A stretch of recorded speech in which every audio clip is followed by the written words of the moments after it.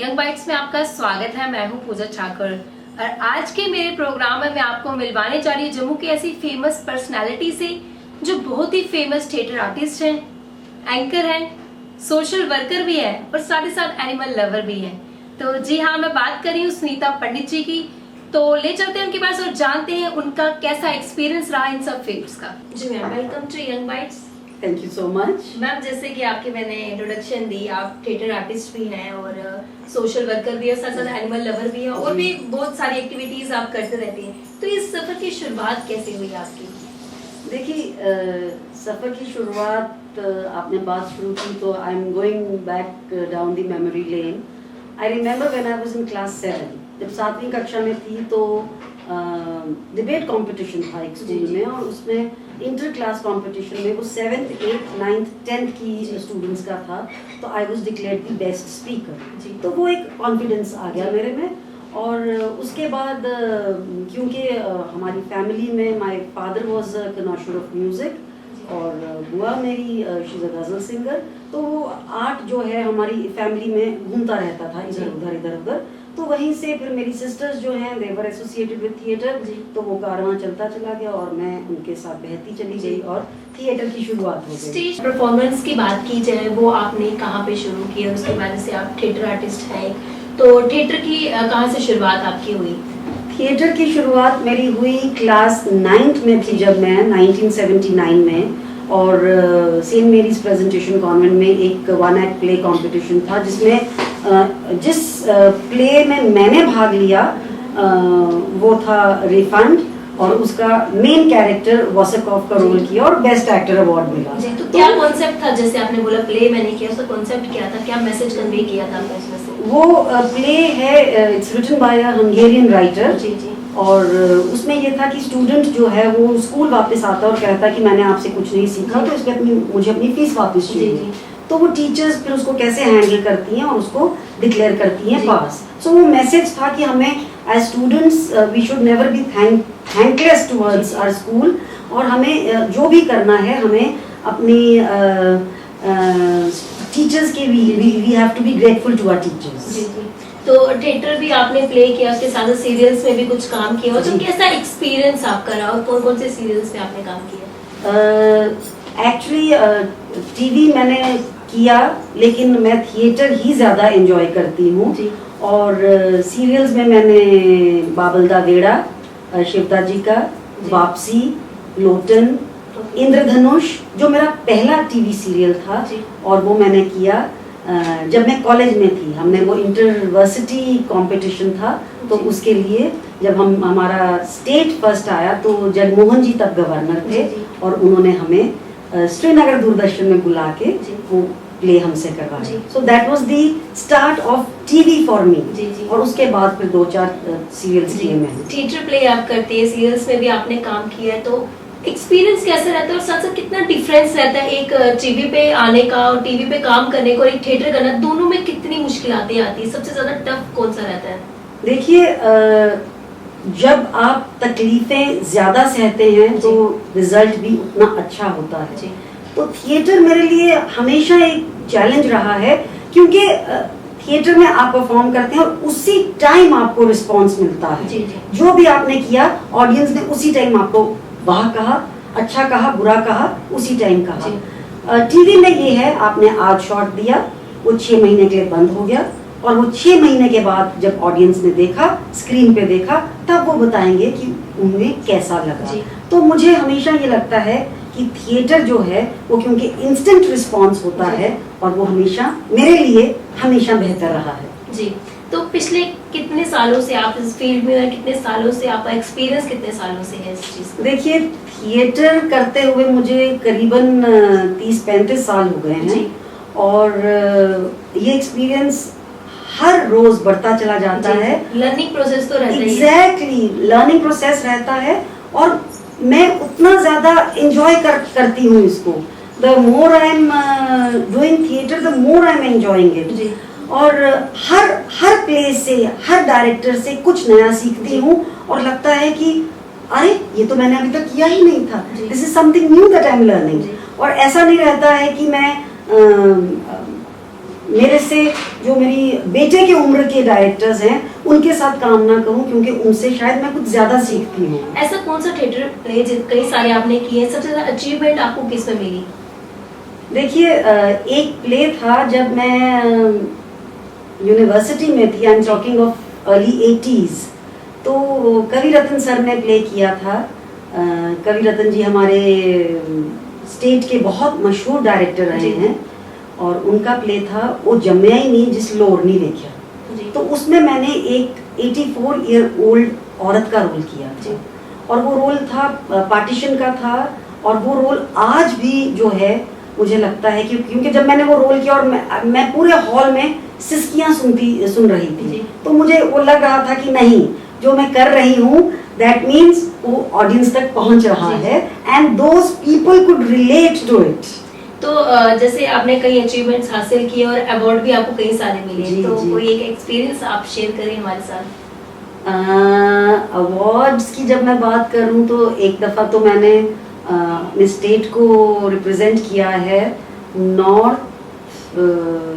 All India teachers conference में, जहां मैं प्रतिभा पाटिल जी जो हमारी प्रेसिडेंट रह चुकी हैं, उनकी इनविटेशन पे हम राष्ट्रपति भवन गए थे, और वो कॉन्फ्रेंस मैंने अटेंड करी थी। बाकी तो as best actor, best debater मुझे 3 कंसेक्यूटिव ईयर्स 82, 83, 85 कॉलेज में अवार्ड्स मिले हैं, और जिसके लिए तब हमारी प्रिंसिपल होती थी मैडम सत्यभूषण, और उन्होंने, मुझे याद है कि सुनीता मैं तुम्हें 6 अलग अलग सर्टिफिकेट नहीं दे सकती कि 82 में बेस्ट डिबेटर दूं, बेस्ट ड्रामेटिस्ट दूं, तो उन्होंने एक कंसाइज करके मुझे सर्टिफिकेट दे दिया था, 3 साल का एक सर्टिफिकेट फॉर 6 इवेंट्स। तो काफी अच्छा एक्सपीरियंस आपका रहा होगा, और मतलब कि काफी खुशी तो होती है। ऑफ कोर्स खुशी तो इतनी ज्यादा होती है कि वो लगता है कि बस अब बिकॉज थिएटर जो है इट फीड्स माय सोल। कई थिएटर प्ले आपने किए, मैक्सिमम अभी तक अगर गिनने में आए तो कितने किए होंगे आपने?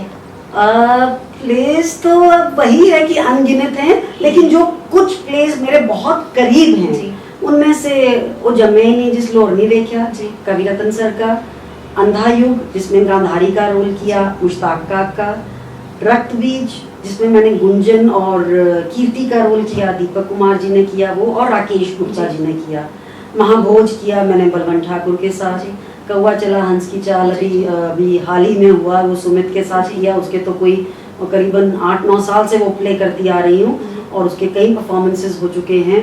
Then I have done Sanjeev Gupta के साथ कॉमेडी ऑफ टेरर्स, जो बहुत करीब है मेरे दिल के, और उसके बाद एम के रैना साहब हमारे फिल्म इंडस्ट्री के, हमारे थिएटर की बहुत मशहूर। कई थिएटर प्ले आपने किए, कोई एक अपना फेवरेट डायलॉग अगर हो जाए जो भी व्यूअर्स आपको देख रहे हैं?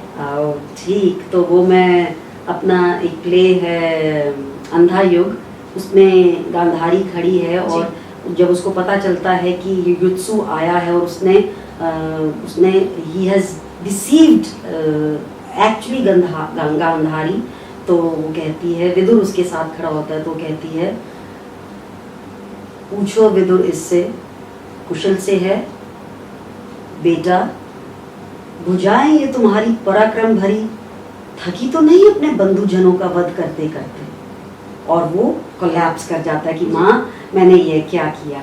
उसके बाद वो श्राप देती है कृष्ण को कि तुमने ये किया, तुमने वो किया, तुम वो करो, तो कृष्ण उसको कहता है कि मुझे मंजूर है तेरा श्राप माँ, क्योंकि तू माँ है। तो then she collapses and she says, Vidur को पकड़ के रोती है कि मैं तो पुत्रहीना थी, कृष्ण तुमने क्यों स्वीकार किया मेरा ये श्राप, क्यों नहीं तुमने कहा, क्यों नहीं तुमने ये कहा, और ये कहती कहती कहती वो गिर जाती है नीचे।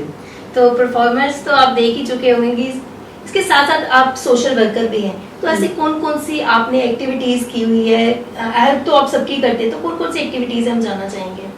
देखिए, सोशल एक्टिविटीज की जहाँ बात है तो मुझे ये लगता है कि आजकल के समय में हम सबके पास सब कुछ है, सिर्फ समय नहीं है जी। और जो समय दे दे किसी को, उसने सबसे बड़ा दान दे दिया जी।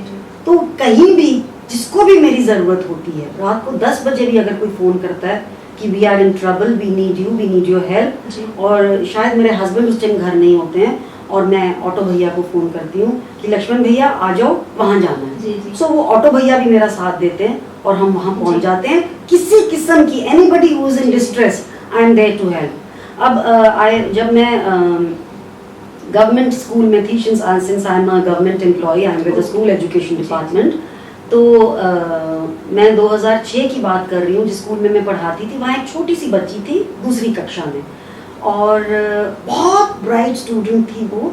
तो उसके पेरेंट्स को मैंने एक दिन बुलाया और सारे स्टाफ को इकट्ठा किया और मैंने कहा कि आज से इस बच्ची की पढ़ाई की जिम्मेवारी मेरी। ये जो भी करना चाहे, इंजीनियरिंग, MBBS, व्हाटएवर, स्कूल की पढ़ाई से लेके कपड़ों तक, बुक्स तक, सब मेरी जिम्मेवारी। और 3 साल के बाद मेरी ट्रांसफ़र हो गई वहाँ से। ट्रांसफ़र के बाद मैंने उस बच्ची के साथ कांटेक्ट रखा। वहाँ जो स्टाफ मेंबर्स थे, मेरी एक फ्रेंड है वहाँ कासिम नगर में, रजनी, तो उसके साथ मेरा कांटेक्ट रहता था कि रजनी, नेहा का फ़ोन आया यार, उसी 600 रुपये चाहिए, तू दई और मैं तू ही दई होगी। तो वो लड़की जब 10th तक पहुँची, 10th को क्लियर नहीं कर पाई, तो मैंने नाराज़ होकर मैंने उसको कहा तेरी मेरी कट्टी, तूने पढ़ाई नहीं की है। बट शी सेड कि आई ट्राई अगेन। मैंने कहा बिल्कुल करो। उसके बाद उसने कहा मैं कंप्यूटर कोर्स करना चाहती हूँ। मैंने कहा करो। मैम मुझे वहाँ से बावे से आना है, तो मैंने सब मैटाडोर का किराया, ऑटो शॉटो वगैरह सब उसका फिक्स कर दिया। उसने किया कंप्यूटर कोर्स। फिर उसने ब्यूटिशियंस कोर्स किया, और ब्यूटिशियंस कोर्स के बाद अब वो एक फुल फ्लेज्ड ब्यूटिशियन है। जानीपुर में एक पार्लर है जहाँ पर वो काम करती है और करीबन 10,000 रुपया महीना कमा रही है। तो मुझे लगता है इससे अच्छी कोई और बात नहीं है। और तब मुझे वहाँ के स्टाफ ने कहा मैडम सिखा ले आओ, तुम देख भांडे मांजग ये कर। मैंने कहा नो, ये रहेगी अपने पेरेंट्स के पास।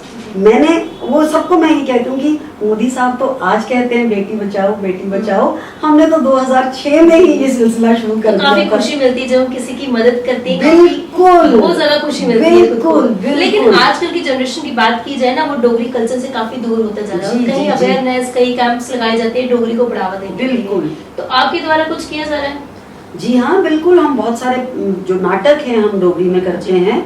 हमारे नुक्कड़ नाटक जो होते हैं हम डोगरी में करते हैं। और अब तो स्कूल एजुकेशन डिपार्टमेंट की तरफ से डोगरी लैंग्वेज जो है वो स्कूल्स में इंट्रोड्यूस हो रही है।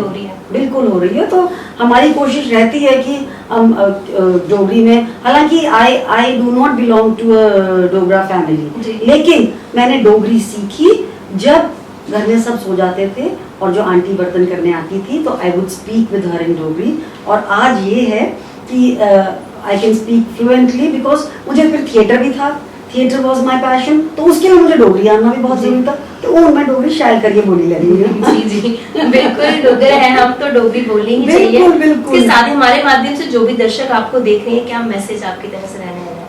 देखिए, मेरी तरफ से आप लोगों के लिए यही मैसेज है कि जो भी आप करना चाहते हैं, do it with full confidence, because if your intentions are clear and efforts sincere, nothing goes waste. आप करते रहिए, फल की चिंता मत करिए, वो आपको मिलेगा। He is there, we just have to believe in him. वो है ना, बस आप करिए, बेजुबानों की सेवा करिए। मैं अक्सर देखती हूँ, मैं मॉर्निंग वॉक पे जाती हूँ, एक दफा जा रही थी तो 2-4 लड़के उस ट्रेस बैठे हुए थे, उन्होंने खाली बियर की बॉटल्स ली और उनको धड़ाल मार रहे थे। और वो बच्चे, वो बेचारे बेजुबान जो कुत्ते थे, वो भाग रहे थे उधर उधर। मैं वहां से भागी पेट्रोल पंप तक, आई एम 53, मैंने भागी, मैं उसको कॉलर से पकड़ा, मैंने कहा तूने आज ये किया ना, दोबारा नहीं करना। ये बेजुबान है, यही बियर की बोतल मैं तेरे को मारूंगी तो तुझे कैसा महसूस होगा? Sorry aunty. तो हमें we all have to be aware, हम सबको आवाज उठानी चाहिए। हम जो रास्ते में देखते हैं कुछ गलत हो रहा है, हम चुप कर जाते हैं। क्यों चुप करते हैं? हमें बोलना है, इनके लिए बोलना है, बेजुबानों के लिए बोलना है। बेजुबानों के लिए क्यों? जो हमारे लोअर तबका है, हम अक्सर देखते हैं लड़कियों के साथ कुछ बदतमीजी हो रही है, हम मुंह साइड पे करके चले जाते हैं। व्हाई? भाई एक से ही होती है, अगर एक आवाज उठाएगा फिर आहिस्ते सभी उठाने की कोशिश करेंगे। बिल्कुल, ये हम सबको मिलके, और ये it's not a one man show, हम सबको इकट्ठे मिलके ये कारवां चलाना है और इसको आगे बढ़ाना है, तभी देश तरक्की करेगा। जी, बहुत बहुत धन्यवाद हमारे साथ जुड़ने के लिए। Thank you so much, I am honoured. जी, ये थे हमारे साथ फेमस आर्टिस्ट सुनीता पंडित जी। काफी अच्छा मैसेज इन्होंने आप सबके लिए दिया। अगले हफ्ते ऐसी किसी शख्सियत से फिर से आपको रूबरू करवाएंगे। तब तक के लिए देखते रहिए यंग बाइट्स। मुझे दीजिए इजाजत वीडियो जर्नलिस्ट अभिषेक के साथ। नमस्कार।